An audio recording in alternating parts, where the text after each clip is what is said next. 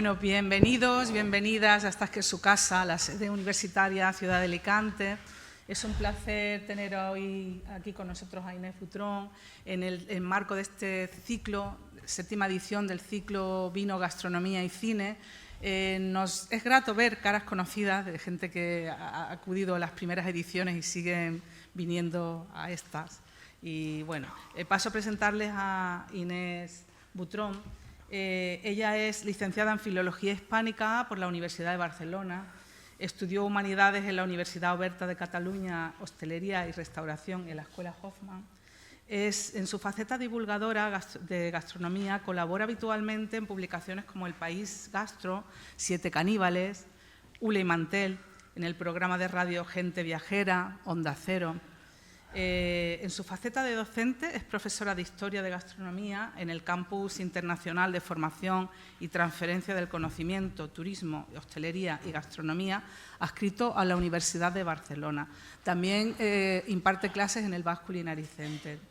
Ha publicado diversos libros de temática gastronómica como Rutas gastronómicas por Andalucía, Cantabria y Galicia, Colmados de Barcelona, este lo recomiendo especialmente, es un libro magnífico, Inés. Historia de una revolución comestible, cenas fáciles, rápidas y sanas, comer en España, de la cocina de la subsistencia a la cocina de vanguardia, entre otras publicaciones. Sus libros no son libros de cocina, son libros de patrimonio gastronómico, de historia, de gastronomía en el más amplio sentido de la palabra. Ella nos va a hablar en este marco de esta sesión que queríamos dedicar a la crítica y los críticos gastronómicos. Va a hacer un repaso por el mundo de la gastronomía desde sus inicios, las primeras críticas gastronómicas y el papel que los críticos tienen desde antes hasta la actualidad. Así que les dejo con Inés Antón. Muchas gracias. Inés Butrón, muchas gracias.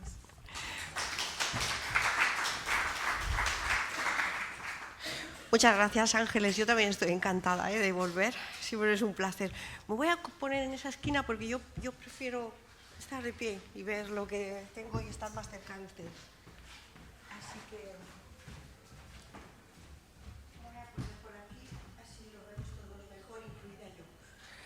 Bueno, yo voy a intentar explicarles un poco por qué vamos a hablar de crítica gastronómica, es decir, qué sentido tiene, qué importancia tiene, porque al final parece que estemos hablando de algo que no nos afecta o de algo que es únicamente atañe a las élites o a un grupo de población pequeño, ¿no? Y yo voy a intentar explicar que sí, que hay una parte que sí, que es cierta en esta afirmación, pero va más allá, basta con hacer una mirada un poquito más amplia. Y también quiero explicarles un poco los orígenes de todo esto y cómo están las cosas en la actualidad. Todo ello muy resumido, obviamente, pero ustedes pregunten lo que quieran. Vale, y escogí esta primera imagen, que es una película que les recomiendo encarecidamente, que es una de las últimas películas que yo he visto, es bastante reciente, no sé si es del 24, creo. No me acuerdo muy bien. Bueno, es igual. En cualquier caso, es una espléndida película, espléndida, y creo que con ella van a entender exactamente de qué hablamos cuando hablamos de gastronomía, porque al final es un ámbito de estudio muy complejo, muy amplio, y es fascinante. Por lo menos a mí me lo parece y les recomiendo esta película para que disfruten de ella y la he escogido como portada de esta presentación. Pero básicamente, como les acabo de decir hace un momento, yo creo que para entender lo que significa una crónica gastronómica o para entender al final muchas de las cosas que nos están rodeando últimamente, que parece que estamos sumergidos en un tema gastronómico constante, ¿no? Ponemos la televisión, nos sale, abrimos cualquier red, lo que sea, la comida está siempre ahí. Tampoco no es ninguna tontería, puesto que comemos o no estamos, que en realidad al final es lo que mueve el mundo, ¿no? Pero yo, siempre cuando tengo una clase o una conferencia me hice este dibujito que creo que es lo suficientemente visual como para que se entienda hasta qué punto es importante el tema gastronómico / alimentario, porque hay veces que, y de esto si quieren podemos hablar luego, ¿no? De qué hablamos cuando hablamos de gastronomía, ¿no?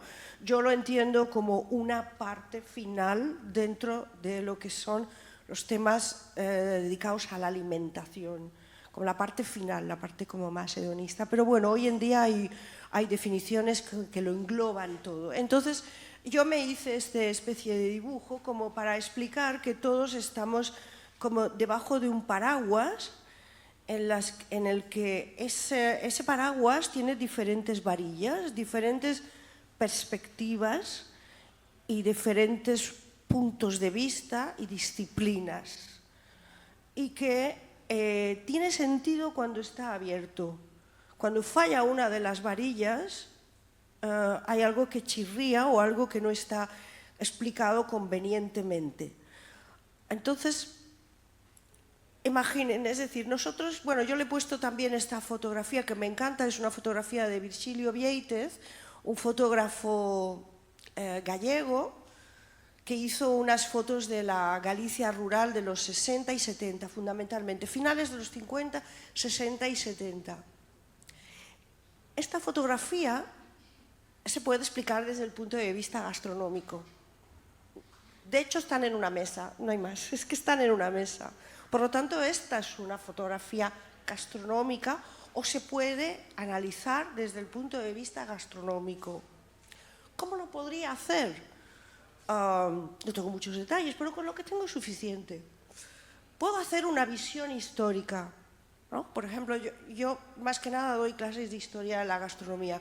Puedo hacer una visión histórica del contexto histórico y puedo hablar pues, de esa Galicia rural de los 60, que además coincide con esa época del baby boom, del cambio de alimentación, del paso de las cartillas de racionamiento que habíamos tenido desde el final de la guerra y que acaban en el 52, y que por lo tanto una mejor alimentación de este baby boom provoca eso, un mayor número de nacimientos, etc. Es como el pistoletazo de salida un poco para el bienestar, al menos a nivel alimentario, de lo que ahora vivimos.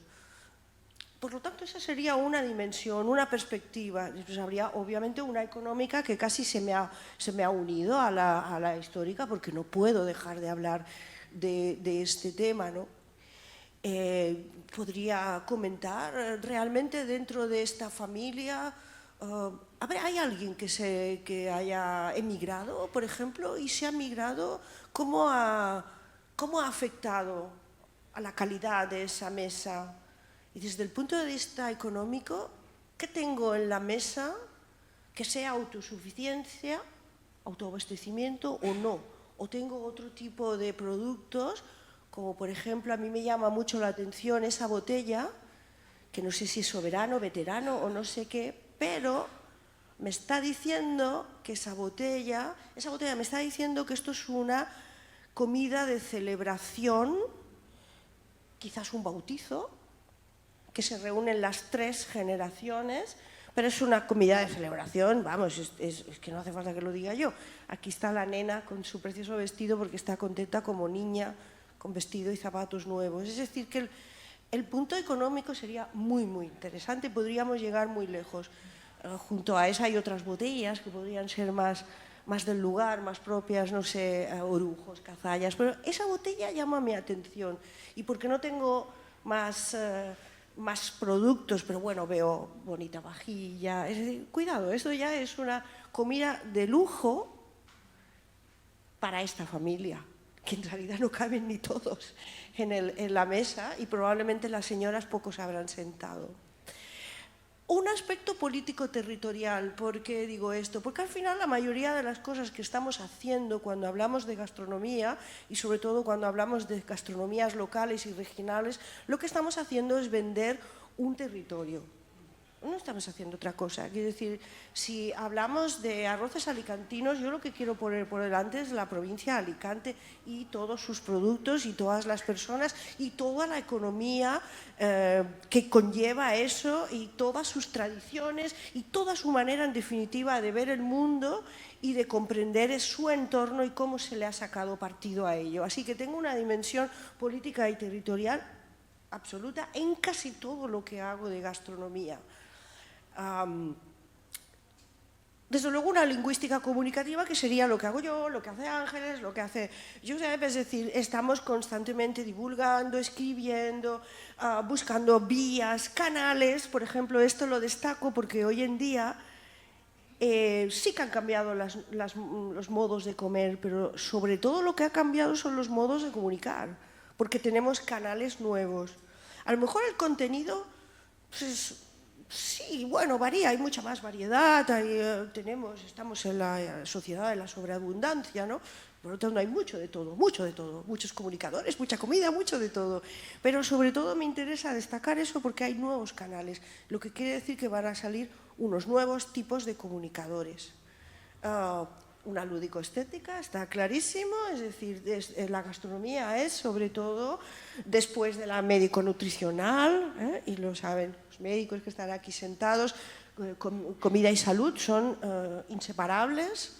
Una sociocultural, ya hemos visto, todos los valores que estén implícitos en esta mesa, todas las creencias, todas las ideas que ese grupo que se reúne ahí, que por lo tanto forman una manera de entender el mundo, una identidad tienen, ¿no? Pero desde luego vienen a divertirse, por lo tanto eso es gastronomía. Entonces yo quiero que tengan esa perspectiva de amplitud, porque entonces también así comprenderán lo difícil que es realmente dominar este ámbito y que va mucho más allá pues incluso de una crítica, que es de lo que vamos a hablar hoy.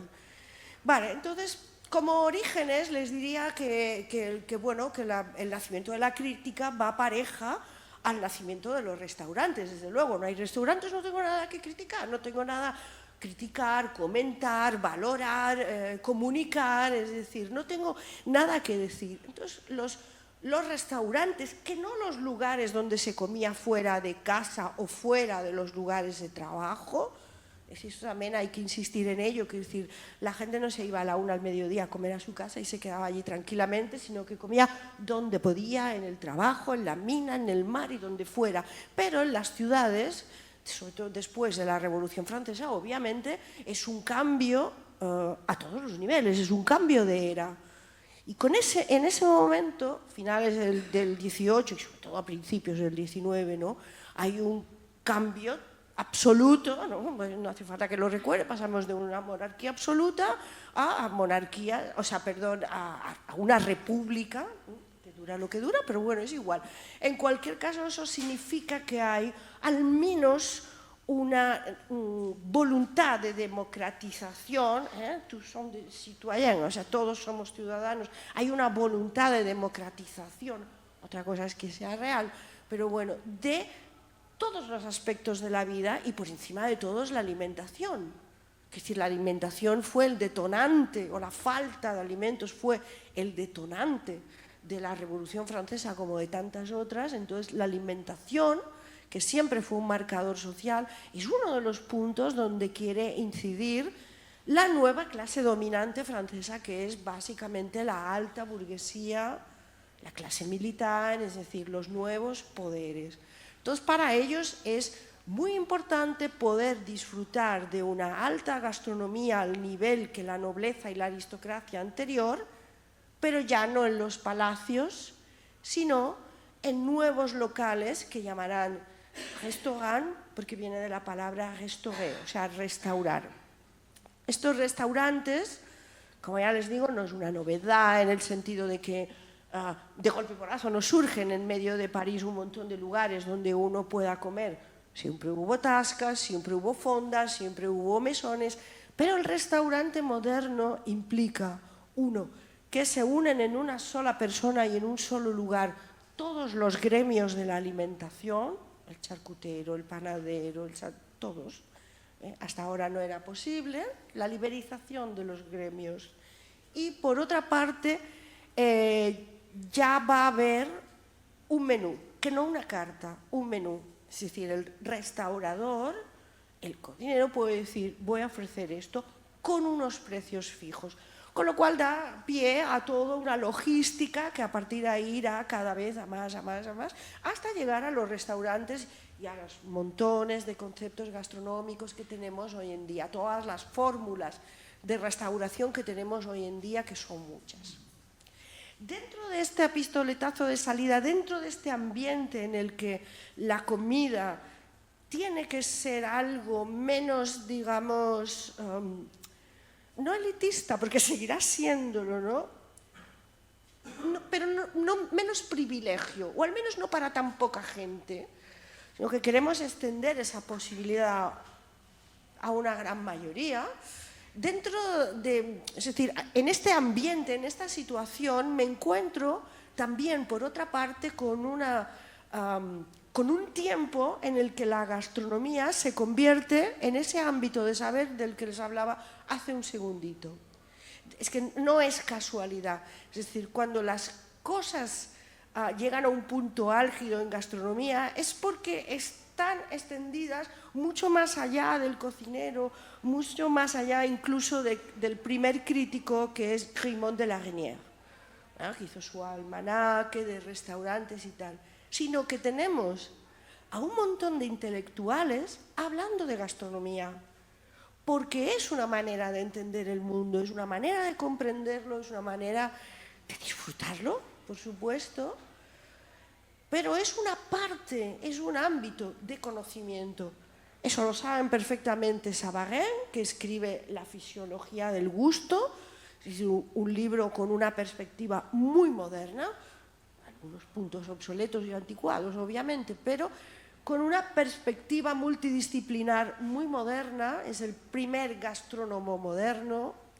Tenemos al primer cocinero moderno, a Carême, del que se suele hablar menos que Escoffier, porque Escoffier, lo sistematiza todo mucho más. Es decir, de momento tengo 3 personajes imprescindibles, que son el crítico, el gastrónomo y el cocinero. Pero luego los nombres que están abajo no tienen nada que ver, en principio, con la gastronomía, que son Alejandro Dumas, Rossini, Toulouse-Lautrec, Émile Zola y toda una serie de personajes que participan del mundo intelectual de este momento y a los que les interesa la gastronomía, no solamente para sentarse en una mesa a disfrutar, claro que sí, ¿no?, sino como forma para llegar a comprender esa nueva era en la que están viviendo, la gente que se sienta a una mesa, la nueva clase social, absolutamente todo. Entonces, a partir de este momento, y resumiendo mucho, es decir, todo el siglo XIX es un siglo marcado por la cocina francesa. Ustedes saben perfectamente que la lengua de la diplomacia, la lengua de la política, la lengua de la cultura durante todo el XIX, incluso hasta los 70 del siglo XX, es el francés. Es decir, siempre pongo la misma comparación. A Napoleón lo expulsamos, pero nos quedamos con su comida y la hemos seguido al pie de la letra hasta hace 4 días, como aquel que dice. Son 3 siglos de apogeo de cultura gastronómica francesa. De hecho, en las escuelas todavía se habla de cortes con nombres en francés, de platos clásicos. Su apogeo es total y absoluto. Durante un tiempo seguimos una cocina muy estipulada, muy marcada, una cocina en la que, desde luego, la palabra creatividad no solo no cuenta para nada, sino que es contraproducente. Hay que seguir unas normas muy estrictas para que se vayan replicando los platos con la técnica exacta, los productos exactos, y que todo salga perfecto. Claro, ¿cuál es el problema? Que es una cocina que, en realidad, cuando decimos cocina francesa, al final es una creación cultural, porque esta cocina, la de las langostas thermidors, las liebres a la guayale, etcétera, etcétera, no tienen un territorio marcado. Bueno, sí, hay elementos, grandes vinos, trufas, pollos de Brest, pero es una cocina como que le falta identidad. y que se va replicando única y exclusivamente como quien se pone un traje de Chanel, porque es caro y es bueno y está bien hecho. Pero no tiene aquello que, aquella función que hemos visto antes, que es la político-territorial y la sociocultural, que es qué me está explicando usted del territorio y de la cultura que hace esta comida. Entonces, en el periodo de entreguerras, porque obviamente durante las dos guerras mundiales no se puede hablar de gastronomía, se puede hablar de alimentación, o de alimentación de inmundicias o de alimentación de la escasez, pero no de ese último aspecto que antes les contaba. No se puede hablar de gastronomía porque el factor hedonista sería hasta un poco obsceno en este momento. Pero en el periodo de entreguerras empiezan a surgir también algunos personajes, también desde la propia Francia, que se plantean, es como, bueno, una crítica desde dentro, que plantean hasta qué punto están dejando de lado la gran cantidad y la riqueza que tiene la gastronomía francesa, que viene a ser pues como la nuestra, es decir, son un montón de departamentos, de provincias, de lenguas incluso, y por lo tanto de comidas.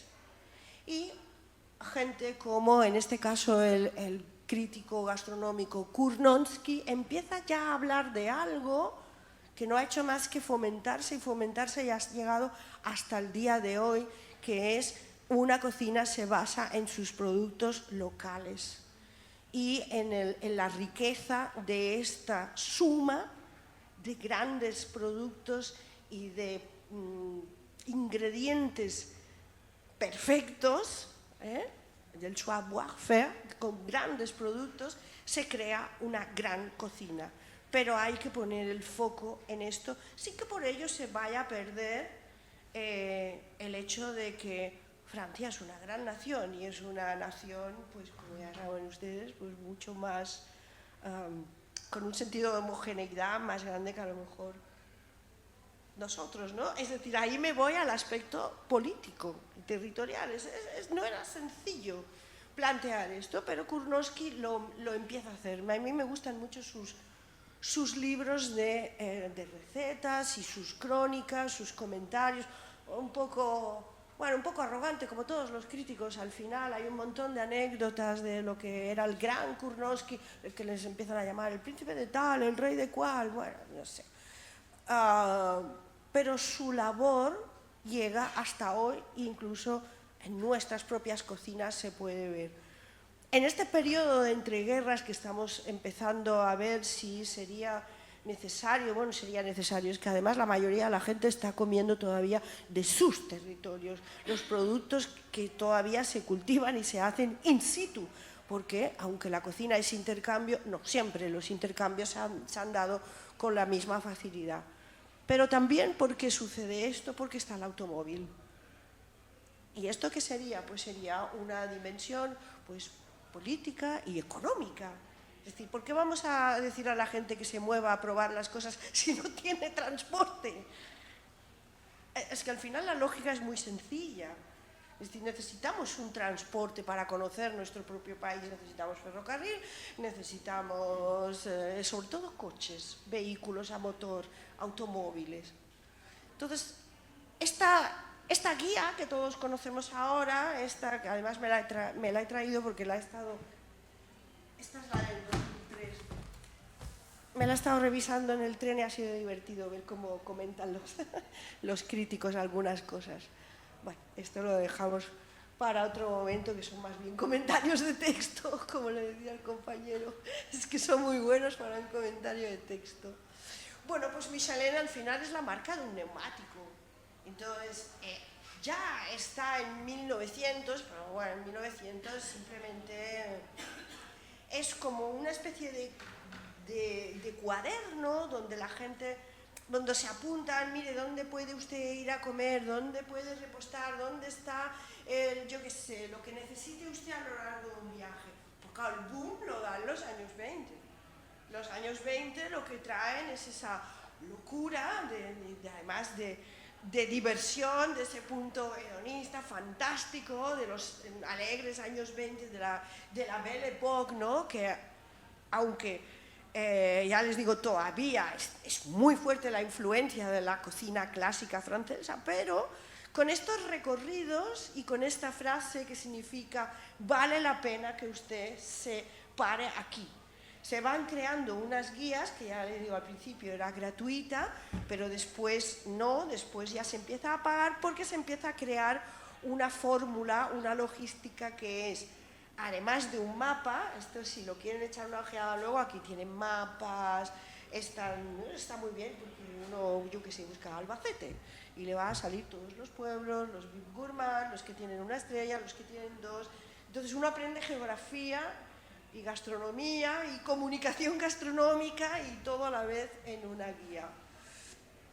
Esta guía en España, como también se pueden imaginar, estuvo inactiva hasta el 56 porque España vivía en una miseria absoluta, no había nada que recomendarle a todo el mundo, se vivía en una autarquía y nada más, y no había nada más. Entonces, hasta el 56 no se retoma la guía gastronómica con recomendaciones en España, y hasta el 76, no, o quizá, bueno, lo busca el 76, no se dan 3 estrellas Michelin, que en este caso sería para el restaurante vasco que estaba en Madrid, a la Caín.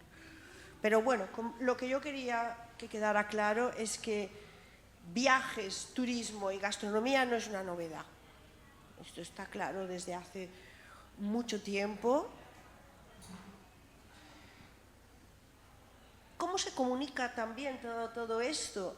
Bueno, ya hemos dicho que una de las maneras más sencillas o más práctica, no más sencilla, más práctica, no me ponga usted mucha literatura, con una buena guía, pues bueno, ya comprenderemos y ya distribuiremos, pero esto da un paso mucho más lejos hasta el punto en que tras la Segunda Guerra Mundial y sobre todo llegados al 68, al año 68, el famoso 68, el mayo del 68 parisino, etcétera, etcétera, esa sensación de libertad y de querer romper moldes, ¿no? A veces asfixiantes, de esa cocina más bien escoferiana, llega también a la gastronomía. No hay nada que pase en el contexto que no afecte a las maneras de comer, siempre. Entonces, en este momento empiezan a despuntar otro tipo de cocina, que no es, ya les digo, la escoferiana, ni tampoco es la cocina más popular o más tradicional de los pueblos de Francia, pues yo qué sé, de la Bretaña, del Alsace, de cualquier sitio, sino una alta cocina, pero sin seguir estos moldes anteriores. Y ahí es cuando surge la Nouvelle Cuisine.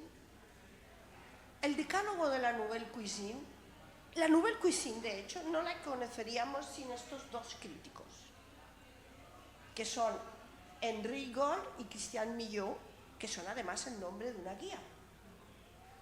Nosotros no conoceríamos quiénes fueron, o lo hubiéramos conocido con más dificultades, o los hubiéramos conocido más tarde, pero no hubiéramos conocido tan bien como lo hicimos, con ese decálogo perfecto, todo ordenadito, que luego copiamos, porque nosotros lo copiamos en la nueva cocina vasca, en la cocina de vanguardia. Es decir, ¿de qué va esta comida?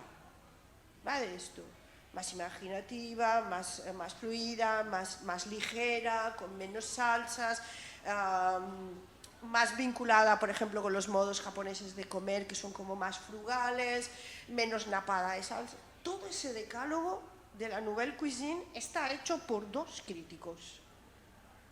Entonces, ¿qué están haciendo hasta ahora los críticos en lo que llevo de conferencia? Grimaud de la Rinière, Kurnowski y Henri Gold y Christian Millot. Hablar solo de cocina, no, están hablando de la imagen de un país. Están presentando la imagen de un país. Es decir, ellos son la cara amable, inofensiva interesante, fabulosa para una sobremesa en la que parece que hablamos de saberes menores, pero están haciendo una labor comunicativa, pero también económica, pero también territorial, pero también sociocultural. Es decir, ellos están poniendo las bases para que todo el mundo conozca, por ejemplo, quién es Paul Bocuse. Bueno, todo el mundo, entiéndanme, es decir, estoy generalizando mucho, ¿no? Luego ya vendrán los programas de televisión, luego ya vendrán los libros, que si la cocina de mercado, que si los críticos, que si las revistas, luego todo eso ya vendrá. Pero de entrada, estos dos señores crearon una fórmula fantástica, porque nos hacen un decálogo y nos ponen, además, y hacen es decir, hacen una especie de composición, un totum revolutum, para que todos sepamos que sigue siendo Francia la que corta el bacalao. Y lo hacen unos críticos, de manera que ninguno de ellos está haciendo una tarea inofensiva. ¿Bien? De esto seguro que se acuerdan, yo por lo menos me acuerdo. Otra guía fantástica que fue la guía Repsol, bueno, que fue, no, ahora es la guía Repsol, pero en su día fue la guía CAMSA, que cuenta con el Premio Nobel de Literatura para decirnos que vayamos a comer a la Alcarria, o a Toledo, o a donde sea. Pero está utilizando un escritor que es poca broma, es el Nobel de Literatura, que va en un coche con aquella chofer de color que nos impactó a todos, ¿no? Y les he puesto el link ahí por si luego quieren pasar la presentación, porque les lleva a un anuncio del año 79 en el que habla recorrer España. Él va sentado en su cochazo con su guía, porque está recorriendo España y está recorriendo los pueblos de España y está recorriendo sus tradiciones y tal. ¿Es inofensivo esto? Tampoco. Es el año 79 y se acaban de estrenar las flamantes autonomías. Entonces, las autonomías, igual que tienen una lengua, tienen una comida particular y tienen unas tradiciones, y es un motor y una fórmula súper eficaz de darlas a conocer. Si yo voy a comer Almagro, como diferente que en Alicante; si voy a comer Alicante, es diferente a Betanzos. Es que no solo me encuentro con comidas diferentes, me encuentro con comidas y con lenguas y con tradiciones y con culturas. Y esto es lo que hizo la guía CAMSA, ya en el 79. Entonces, claro, obviamente a España no le era una novedad que el turismo tenía que mover esto sí o sí. Ya lo hacía desde hacía tranquilamente casi 15 años o más, ¿no? Es decir, ya había llegado en todas las hordas de turistas y se comía en España, sobre todo barato y tal, pero la imagen que estaba dando aquella paella mala no era la que le interesaba a los nuevos gobiernos tras la transición. No podía ser. Es que uno se retrata con su comida, los gobiernos también, las comunidades también, todos nos retratamos con nuestra comida. Entonces no podía ser de ninguna de las maneras. Entonces, ¿qué se hace? Otra vez buscar en la comida la idea de pueblo, esa idea romántica, ¿no?, del alma del pueblo, de la cocina. Y además es agradable, encima es que es agradable. No necesita pasar por un filtro de intelectualidad para que todo el mundo lo entienda. Seguro que todo el mundo ve la diferencia entre un caldo gallego y un pucherón amb tarongetes, ¿no?, o amb pilotes. Es fácil. De nuevo hay que comunicar. De nuevo hay que comunicar y hay que hacerlo. Sobre todo, bueno, yo soy una... a mí me gusta muchísimo la literatura que va entre los 60, porque antes de eso, el 59, por ejemplo, estaba el famoso crítico de El Conde de los Andes. Esto es muy normal, llamarse príncipes, condes, no sé qué, ¿no? Pero a partir de finales de los 60, que no es casual, porque es cuando empezamos todos a comer relativamente bien, empieza a haber como un grupo de gastrónomos en este amplio sentido del paraguas que les explicaba antes, que nos hablan de sus comidas, pero son básicamente literatos. Es decir, este es Álvaro Cunqueiro. Álvaro Cunqueiro es un novelista y un poeta. A mí me gusta mucho, bueno, la cocina cristiana de Occidente, Merlín y familia, que es una novela. Es decir, escribe muy, muy bien. Y he puesto este pequeño texto porque aquí hay estilo, cosa a lo mejor en otros fragmentos posteriores no lo vamos a encontrar, pero es que es este contexto sociocultural en el que la gente aceptará algo así, que le hables de una comida, si el nivel literario es suficiente, ¿no? Aquí habla de cómo se come un cocido de entroido, de fiesta mayor. Entroido es el carnaval en Galicia, hay entroidos, bueno, se llama carnestoltas, carnaval, tiene muchos nombres. Entonces ese cocido de entroido, como es de carnaval, es mucho más rico en carnes, porque generalmente los cocidos de diario, sobre todo en las aldeas rurales de Galicia y tal, es que son prácticamente vegetarianos, es decir, como casi todos. Josep lo sabe muy bien, es decir, la gramática, como él explica, es verduras, hortalizas, legumbres y algo de carne o pescado, dependiendo de si es día de abstinencia o cuaresma o no. Pero bueno, a lo que iba este cocido merece un texto porque es un gran cocido y él ya lo indica que solo se comerá en Navidad, en la algazara de Año Nuevo, en la fiesta mayor, ¿no? Y que por lo tanto necesitas como de un ritual, una especie de... esto no es fast food, esto necesita un sacramento. Es que lo que está diciendo en este texto es que hay una liturgia y que se ha de ser respetuoso con ese caldo que va a ser mucho más rico de lo habitual, por respeto casi.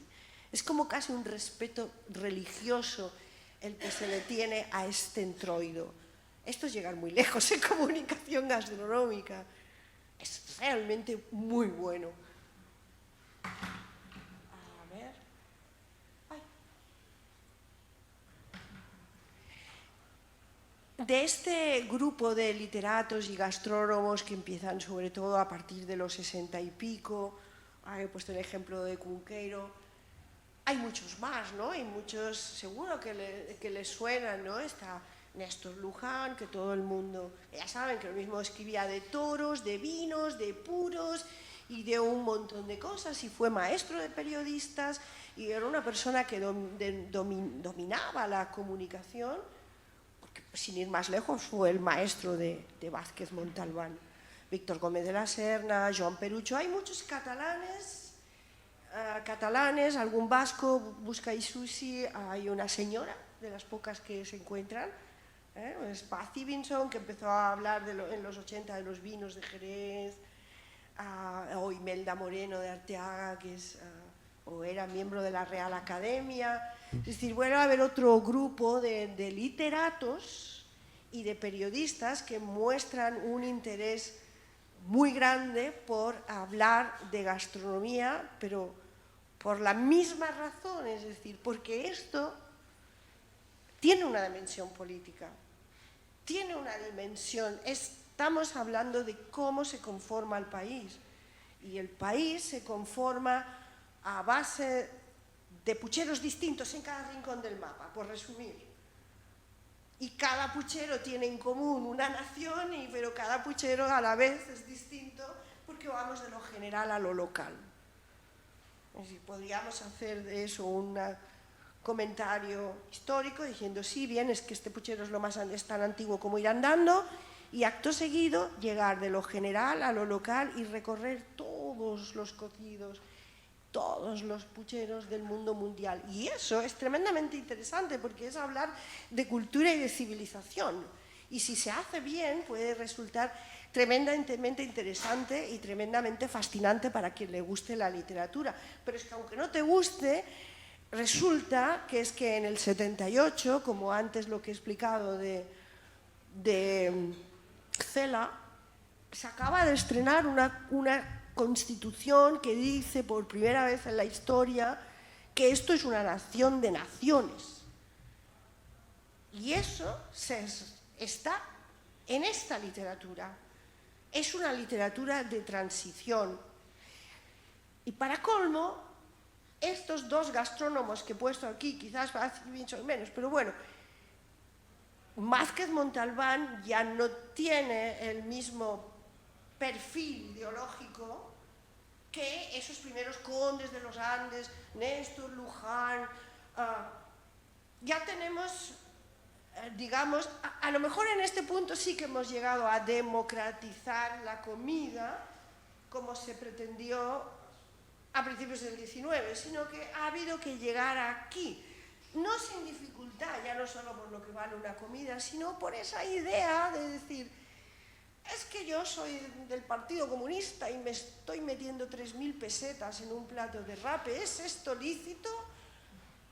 Eso es un golpe duro para alguien que le gusta. A Montalbán le gustaba todo, le gustaba cocinar, le gustaba comprar, le gustaba escribir, pero esa idea de cómo, o sea, ahora voy a estar yo en este restaurante que vale lo que un sueldo de un obrero de la construcción y me lo gasto yo, pues eso, en unas berenjenas a la crema en Murcia.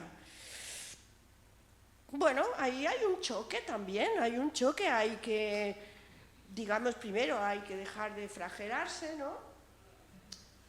Y después hay que darle esa dimensión que le dio, por ejemplo, pues sobre todo Vázquez Montalbán, en el que para él la gastronomía era una forma también de retratar a sus personajes, personajes de la transición, personajes de la noche barcelonesa o de montones de lugares, personajes muchas veces sórdidos, no sé, a mí me gustó mucho Los Mares del Sur, que es la primera y tal, en la que ese sur no es más que el extrarradio y cuando el narrador llega al extrarradio, ahí no se describe a nadie más que por lo que se come. Se conoce a la gente por lo que se come, por el bar donde están sentados comiéndose el plato de lentejas, las albóndigas, uno ya sabe que están, es que no hace falta que le digan nada más.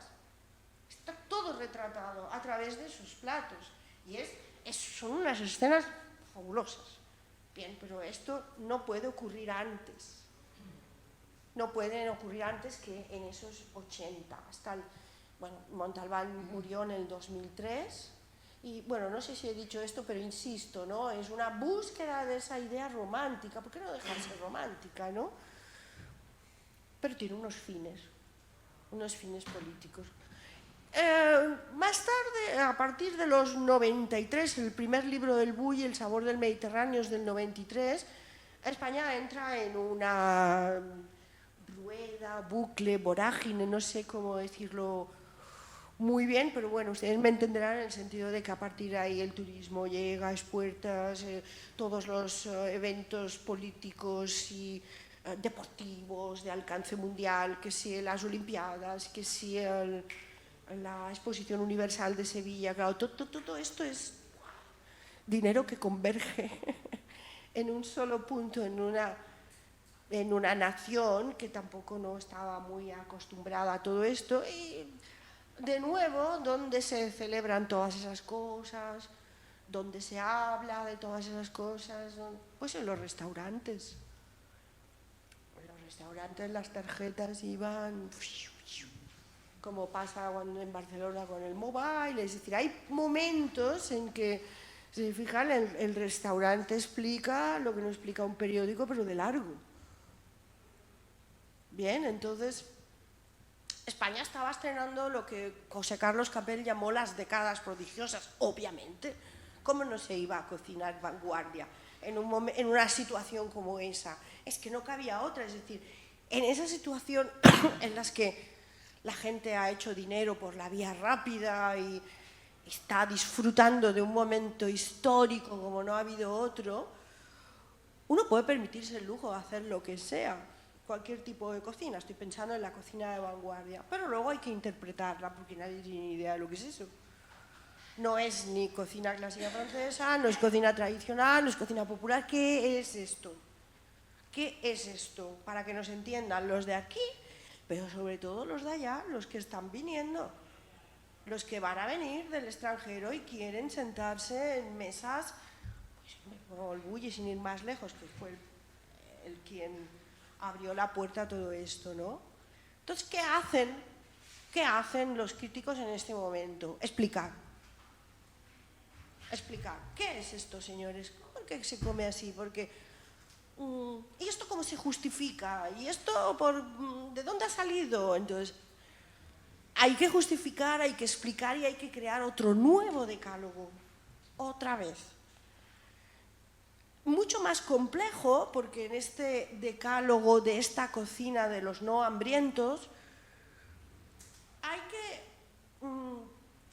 justificar de algún modo toda esa deconstrucción, es que no es una palabra de la cocina de vanguardia, es una palabra de Derrida, es un lingüista, es decir, toda esta deconstrucción, todo este vínculo con las artes de vanguardia, con las ciencias, obviamente, si no, no se puede hacer casi nada, si no hay un vínculo con químicos, con tecnólogos, etcétera, ¿no?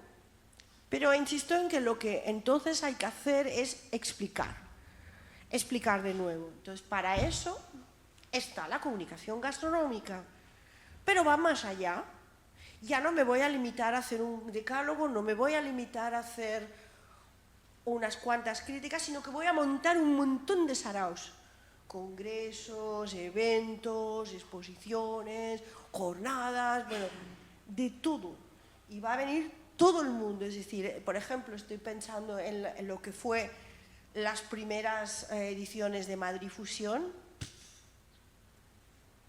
Es que lo explica, es que yo recuerdo en mi casa, o sea, mi familia decía, ¿pero qué nos están explicando? Y me diciendo, es que no entendemos nada. O sea, ¿pero qué nos están explicando? ¿Por qué sale esto constantemente en la televisión?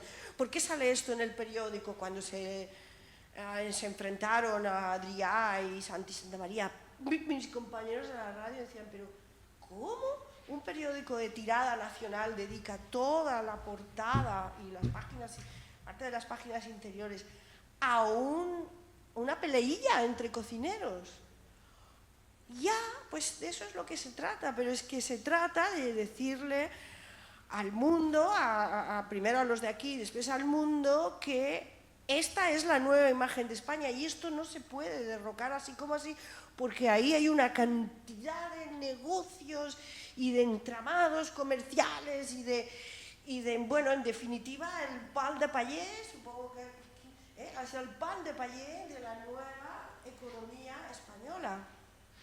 Entonces, si ahora viene alguien y lo derrumba, ojo que nos ha costado mucho llegar hasta aquí. Entonces, esa revolución se forjó a base de todo esto, es decir, de una comunicación gastronómica muy potente, muchas veces muy forzada, porque uno lee cosas, no sé, de principios de los 2000 y, no sé, ha quedado muy rápidamente obsoleto, ¿no?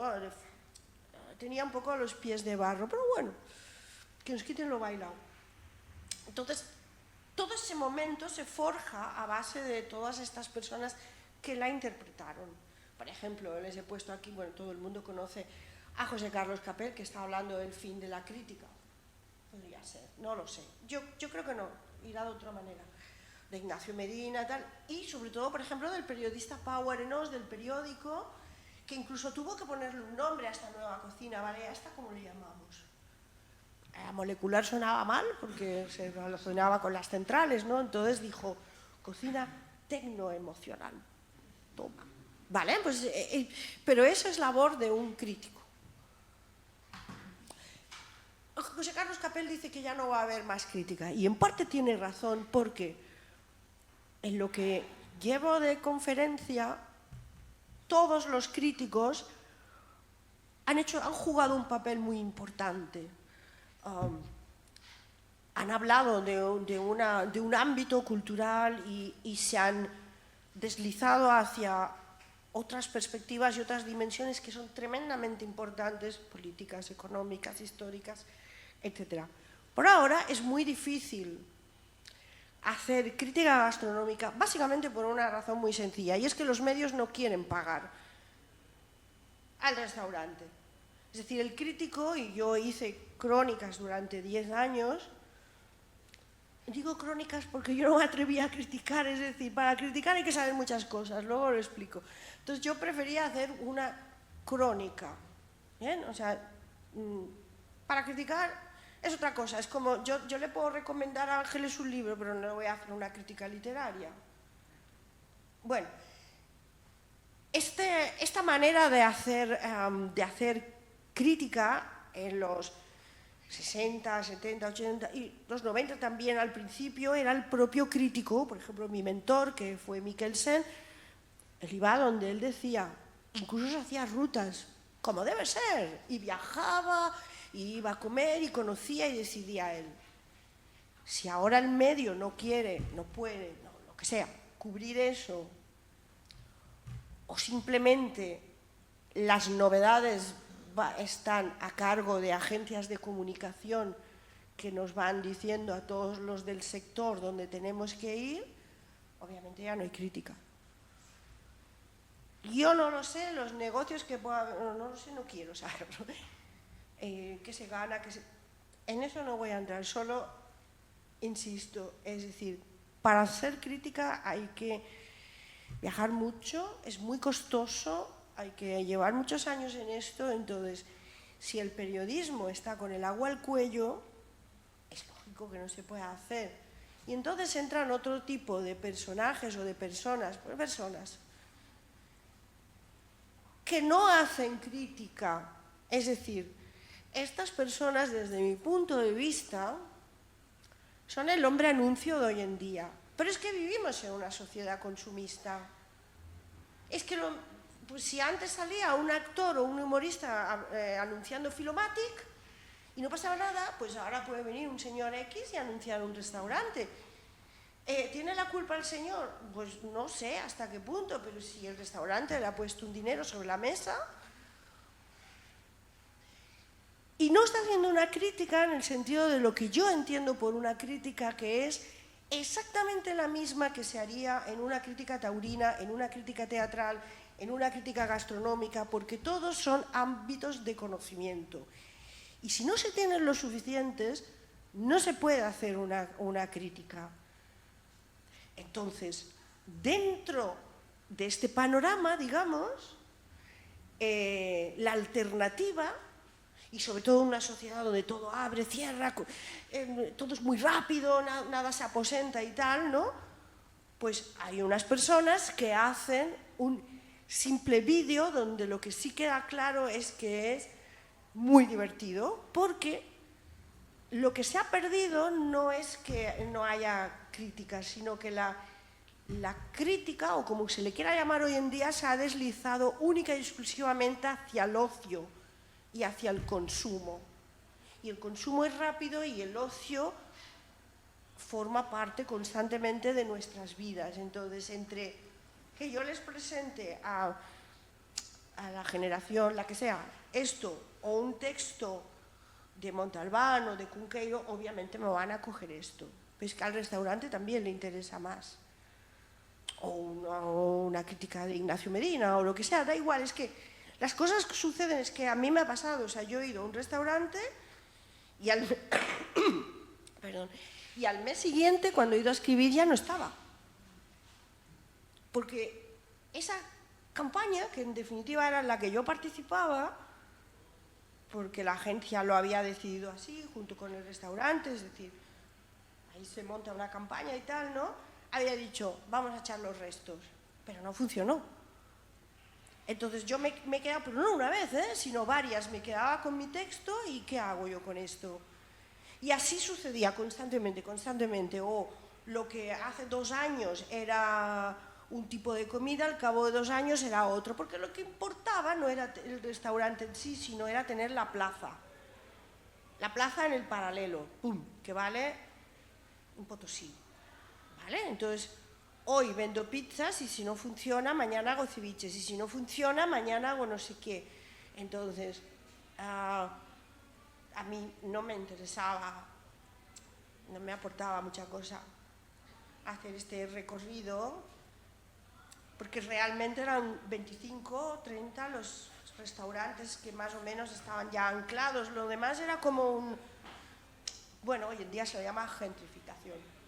Es decir, cambiar los barrios. Yo he visto la transformación de la Barceloneta, la transformación del Borne, la transformación del barrio de Gracia, todos a base de abrir, cerrar, abrir, cerrar, abrir, cerrar. Entonces, para eso, pues ya está bien.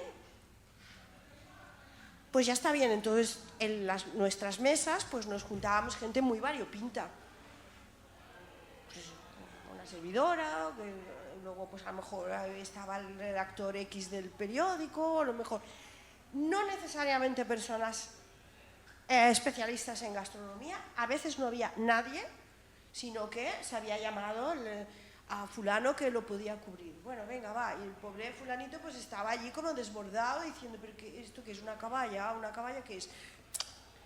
No necesariamente estaban las primeras espadas. Las primeras espadas iban de por libre, con lo cual... Entonces, cada vez a mi lado se iban sentando gente que tenía un teléfono aquí y hacía esos gestos que antes hablábamos con Ángeles, guau, mega tal, no sé qué, pero eso era inmediato y eso se viralizaba y eso se corría como la pólvora. Entonces, lo que yo hiciera al lado de eso, yo no me podía llegar ni a la altura de los tobillos. En cuanto a eficacia, en cuanto a lo que hablan en retorno económico, yo no podía competir con eso, de ninguna de las maneras. Y bueno, pues esto se va ampliando y ampliando y cada vez más, bueno, esto ya lo he dicho antes, más simposios, más araos, pero es que esto responde a eso, a una sociedad de consumo que va a toda velocidad. Entonces, ¿existe una crítica objetiva? Bueno, a ver, como norma, los cronistas críticos no sé qué también, porque esto también me ha pasado, teníamos la ley de decir, bueno, si es muy, muy malo, sobre todo si son restaurantes medianos y tal, no se habla. El peor desprecio es no hacer aprecio, es decir, no se habla. Porque esa gente también se estaba jugando mucho y a lo mejor esto a mí me ha pasado al principio, cuando era, pues eso, novata, de poner un comentario en un blog, de decir, mire, es que en una especie de catering o no sé qué, no me acuerdo, el gazpacho estaba aguado y las judías estaban medio deshechas porque estábamos a 35 grados y eso era lo normal. Y llamarme y tener que volver porque es que de esto dependen varias familias. Entonces uno se siente como, hombre, yo no quería destrozar esto, yo solo dije lo que me pareció. Entonces te va poniendo en una situación de incomodidad que tú dices, bueno, ¿esto es objetivo? No lo sé. No lo sé. Yo lo pongo en entredicho. A mí me pasa como en los otros textos. A mí cuéntemelo bien. Explíquemelo bien, me da detalles. Detalles me refiero, pues yo qué sé, cuénteme una historia acerca de este lugar, de este tipo de cocina, de estos platos, dígame qué influencias tiene, dígame qué tipo de salsa es esta y tal, y entonces me va a encantar. Y lo voy a leer simple y llanamente porque me aporta y porque me gusta, porque al final es comunicación gastronómica. Si le salió bien, yo qué sé, la gata tuyo, que es lo que me sale ahora, o no, pues yo lo tendría que ir a comprobar yo también, no lo sé. Aparte, las cosas pueden variar de un día para otro. Entonces, esta sospecha lícita que todos tenemos, pero que no podemos demostrar porque no estamos ahí, pues en cierto modo pues está anunciada y les dejamos el camino a todos los demás, ¿no? A los que en un momento dado pueden decir, o nos enseñan el restaurante y se nos ponen los dientes largos, ¿no? Porque vivimos de ese deseo constante, ¿no? De aspiracional, que dicen ahora, ¿no? Aspiracional. Bueno. ¿Más guías? Sí, todas las del mundo. Todas las del mundo. Los 50 mejores, las guías McCarthy, pero aquí también hay tanto barullo alrededor de estas guías, de que si no sé qué, porque todo está comprado, porque si al final en los 50 mejores está el patrocinador Pellegrino, el agua Pellegrino y tal. Tampoco yo no voy a decir ni asa ni bestia, es decir, creo que desde el principio ha sido así también, en cierto modo, porque no deja de ser otra fórmula, ¿no? También para hacer que la gente se mueva, que descubra, que es decir, si no, es que se necesita comunicación, como sea, pero se necesita comunicación, se necesita que la gente conozca a través de la guía Michelin, a través de, entonces, a enfadarse mucho acerca de por qué se la han dado a fulanito y no a Meganito. Bueno, Meganito tendrá sus motivos para estar enfadado, pero este es el juego. No nos lo preguntamos, o sí, pero que pasa también en otros ámbitos. Yo qué sé, ¿por qué le han dado al Goya a fulanito y no tal? ¿Por qué le han dado los...? Y luego, algo que intento explicarles siempre a los chicos de mis clases, que es que hay como una especie de geopolítica de la cocina. A mí me tocó, por ejemplo, pues eso, ver el boom de la cocina peruana. No vamos a oír hablar de ninguna cocina que no esté apoyada por las instituciones, eso está más claro que el agua. Es decir, o se pone pasta o no hay. Es así. Es decir, entonces, bueno, ¿me parece mal? No, todo lo contrario. Es decir, Perú, por el ejemplo que tengo, tiene una despensa maravillosa, fantástica, es un país increíble y por lo tanto Perú ha conseguido con su gastronomía lo que nosotros conseguimos del 79 hasta el 90 y pico, que es poner a Perú en el mapa para que la gente venga, descubra, etcétera, etcétera, etcétera. Lo demás, pues ya son los entresijos, el chafardeo, el safrech, ¿no? Pues quién es Gastón y de verdad tenía en su familia un político, un senador, es que da igual. En definitiva, lo que ha hecho es descubrirnos. Yo qué sé, me encanta que la cocina mexicana también esté ahí en un pedestal, porque de verdad que son cocinas que de una riqueza que digo, bueno, pues está bien, aprendamos nosotros. Pero hay que poner dinero y hay que poner trabajo y esfuerzo. Y eso es una geopolítica. Nadie habrá oído hablar de la cocina alemana o de la... Bueno, ahora hemos oído hablar mucho de la nórdica. Pero bueno, es que hay mucha gente que coge y va a ver los fiordos. Pues ya que vas a ver los fiordos, te desplazas a un restaurante. Es decir, que en este mundillo no me parece nada casual, como en casi todo. Como en casi todo. Bueno, y este texto lo he puesto para poner el contrapunto a lo que tenía antes de Cunqueiro. Y lo gracioso es que es un periodista. Lo está explicando a través de una red social. Y por eso decía antes que el canal marca mucho el tipo de comunicación. Porque este chico no quiere aparecer como un gastrónomo especializado, no, porque no va a llegar a un determinado público y porque este no es el canal, de manera que, como se dice en lingüística, va a usar otro registro y otras palabras clave y otras expresiones y va a intentar llegar a un público mucho más habituado al lenguaje incluso audiovisual. Entonces, no quiere ser un Antoine Ego, no quiere ser un tipo arrogante, quiere ser populachero. Porque de eso se trata, cuando a lo mejor esto está diciendo aquí, funcionan con un menú cerrado a 38 euros, seguramente sin vino y sin postre, o por lo menos vino no, con lo cual nos vamos a los 50 euros tranquilamente. 50 euros, yo no sé cuántos jóvenes tienen para gastarse 50 euros así en un menú. A ver, excepcionalmente vale, pero... 50 euros, tal y como están los salarios hoy en día, es dinero. Y dice que le parece un milagro que valga 38 euros. Bueno, es igual, yo no sé qué... Está tirando del hilo de... no es para tanto, tío, tú tienes 50 euros. Bueno, Primero dice que este lugar, así con un lenguaje muy populachero, porque él no quiere ser ni Kurnovsky, ni Grinov de la Guinier, nada. Él quiere ser alguien que te dice, pásatelo bien. ¿Vale? Dice primero que entra público local en una zona turística. Esto para Barcelona son dos palabras muy claves y muy importantes, porque está diciendo no te vas a sentir como un extraño, cosa que nos pasa en nuestra ciudad, que nos sentimos como extraño. Es decir, está poniendo sobre la mesa uno de los problemas más graves que tiene Barcelona hoy en día, que es el que a mí me afectaba cuando hacía crónicas. No me interesa esto, si dentro de 2 días no va a estar, esto va destinado al turista. Él ya lo pone, ¡pam! Entonces dice que eso tiene un mérito increíble. Sí, es como una aldea gala ahí en medio, ¿no?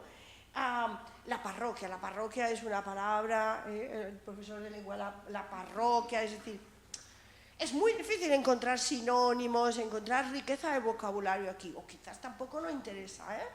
La parroquia, y luego dice que tiene raíces catalanas. Aquí hay un foco, ojo. Seguimos insistiendo, y sobre todo después de que arriba hable de turismo, en las siguientes frases tiene que poner raíces catalanas sí o sí, porque son la antítesis, son paralelas pero diciendo lo contrario. Es decir, ven aquí que, ojo, que aquí hay fricandó y esto es de lo tuyo. Productazo de temporada, vale, y yo estoy cansada de ir con periodistas y con alumnos y tal, que cuando hablan de productazo de temporada en realidad no saben lo que están diciendo, porque no saben cuándo sale una berenjena, ¿eh? Lo que pasa es que esto es otro atractivo, otra frase hecha, otro comodín, pam, pam, raíces catalanas, productazo, 38 euros, un milagro económico, un milagro en medio de todo este barullo que nos tienen aquí. Platos reconocibles, esto es, cuidado que no te vas a encontrar con esa vanguardia trasnochada, no, esto es reconocible. Bueno, para que no te sientas incómodo, yo no sé lo que se reconoce ya la gente y no, teniendo en cuenta que ya no se cocinan las casas, el reconocimiento poco, pero bueno. Y luego empieza con un montón de adjetivos que es que me encantan, por los detalles: bestial, top, las manitas, esto es muy bueno como empieza a calificar esto, las manitas con galeras, entre paréntesis, locura, la croqueta de pollo a la catalana, descomunal, las habitas con calamar y papada, Dios mío, esto se ha convertido en un adjetivo, escudella con cococha y dumpling de pilota, pero tiene raíces catalanas, no pasa nada si está metido en un dumpling, no pasa nada, todo vale. Y esa cola al fuego con alcaparras, mega recomendable. Es divertido, o sea, al final es para hacer comentarios de texto, es cómo se califica y todo eso. Pero cumple su función, ¿eh? Cumple su función, y además más que bien. Vale, y entonces llegados a este punto, ¿qué conocimientos debería tener un crítico, o ampliando el tema a un comunicador gastronómico? ¿Quién debería pagar la cuenta? Desde luego, porque esto vale un dinero, y es lo que antes he dicho. Si el medio no está dispuesto a pagar la cuenta, no tienes libertad. Es que es así. Entonces, no confundir la publicidad y la crónica es muy complicado. Es muy complicado, porque aun en el caso, que he leído muchas y yo también lo he hecho, pongamos que yo estoy hablando, voy a Vía Veneto, como fui en una ocasión, porque hay un nuevo cocinero que además trata muy bien las verduras, ¿vale? Esa es la noticia, y entonces vas allí. No, yo he ido simplemente a hablar de las verduras de este cocinero. No, yo estoy allí porque hablo de Vía Veneto para que Vía Veneto se mantenga el candelero. Por lo tanto,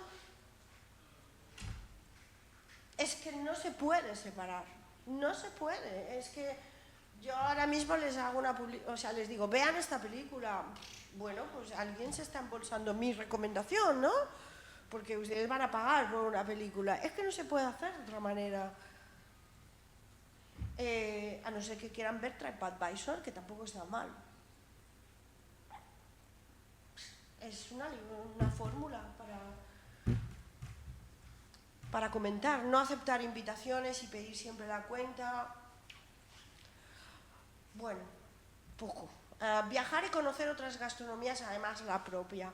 Insisto en el ejemplo de antes. Yo viví el boom de la gastronomía peruana y me gustó mucho y tal, pero ¿cómo comento yo? ¿Cómo critico yo un ceviche? ¿Cuántos he probado en mi vida? ¿Cuánto? ¿Cuál? ¿El de Guayaquil? ¿El de Oaxaca? O sea, ¿cuál? ¿Cómo digo si está bien, está mal? Si yo, a ver, si me ponen una sopa de ajo, tengo criterio, o más o menos, pero... Y claro, hay muchas... estamos en una globalización total, hay muchas nuevas cocinas, entonces, ¿cómo se puede decir esto es fantástico? O sea, no, sí, fantástico es un adjetivo muy neutral, pero más allá, ¿cómo lo hago? Si no he viajado mucho y no lo conozco.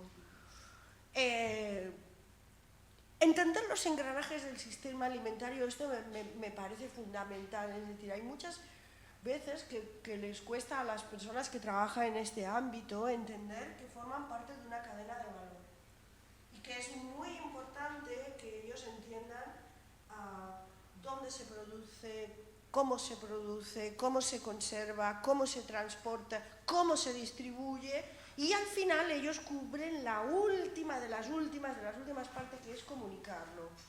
Pero hay que tener en cuenta todo ese engranaje, porque si no estoy como flotando en la nada. Y claro, todo esto estoy dentro de un engranaje. A ver, cocinar y comprar a mí me parece que tendría que ser básico, pero ya les digo que no suele suceder casi nunca.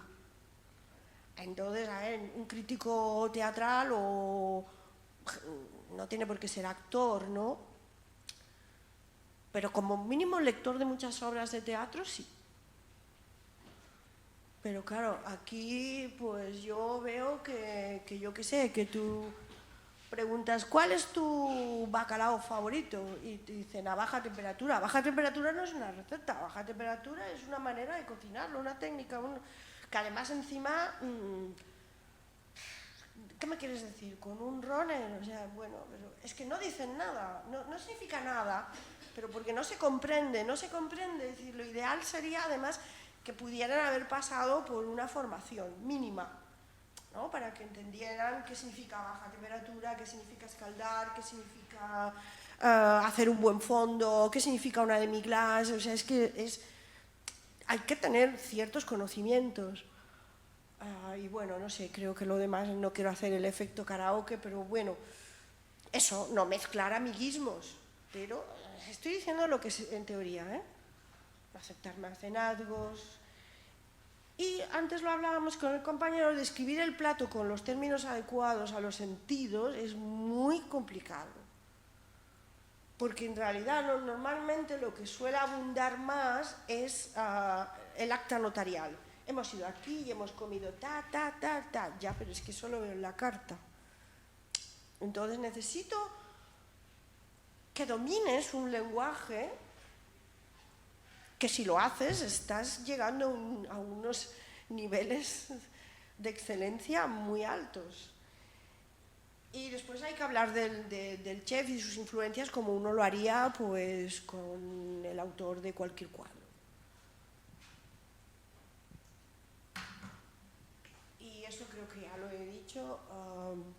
Bueno, yo también estoy en la universidad desde hace ya bastante tiempo y creo que está costando, ¿no? Pues que haya una buena formación, básicamente por todo lo que he dicho anteriormente, porque no es algo que tú puedas conseguir.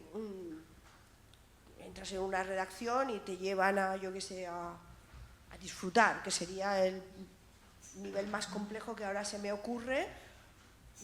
Hasta que tú no puedas hacer una crónica bien de disfrutar, tú vas a necesitar mucho tiempo. También los cocineros deberían, en general todo el mundo, saber comunicar es la clave, porque saber comunicar es saber vender, y saber vender es hacer patria, y la gastronomía no es otra cosa que eso. Pero es difícil establecer un programa y una metodología, pero ya como resumen final, yo creo que sobre todo cuanto más sepamos y cuanto con más claridad veamos la función de los críticos, de los comunicadores. Nosotros mismos somos pequeños comunicadores y pequeños agentes de marketing, ¿no? Cuando vamos a comprar, cuando preguntamos, cuando exigimos, cuando todos nosotros hacemos una gastronomía, la mantenemos, la fomentamos y hacemos que todos le saquemos partido, no solo el crítico. Por eso quería explicarles todo esto. Y eso es. Nada más.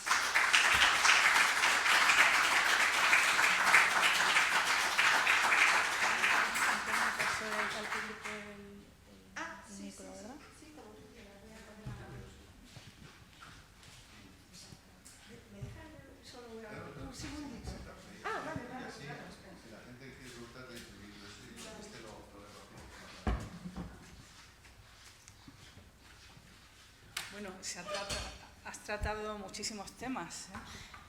Has abierto muchos melones que han quedado por tratar. Bueno, estos días documentándome para entrevistarte o lanzar una serie de preguntas que podamos debatir con el público, veía como la opinión de, por ejemplo, el crítico gastronómico que se ha hecho mención a él, José Carlos Capel, un referente de la gastronomía desde El País y en Madrid Fusión durante muchos años, decía que una cosa es opinar y otra es una opinión documentada, una opinión basada en algo y que se sabe explicar, ¿no? Y yo creo que puede ser la diferencia que se establece entre influencer y crítico gastronómico, porque la verdad es que llega más directamente, más rápido, por supuesto, con más imagen, llega a un público más joven, a un segmento de público más joven, pero a veces cuando lees las críticas gastronómicas de los influencers, ves que la palabra, y he mirado muchas, hiper, mega, súper, y una onomatopeya que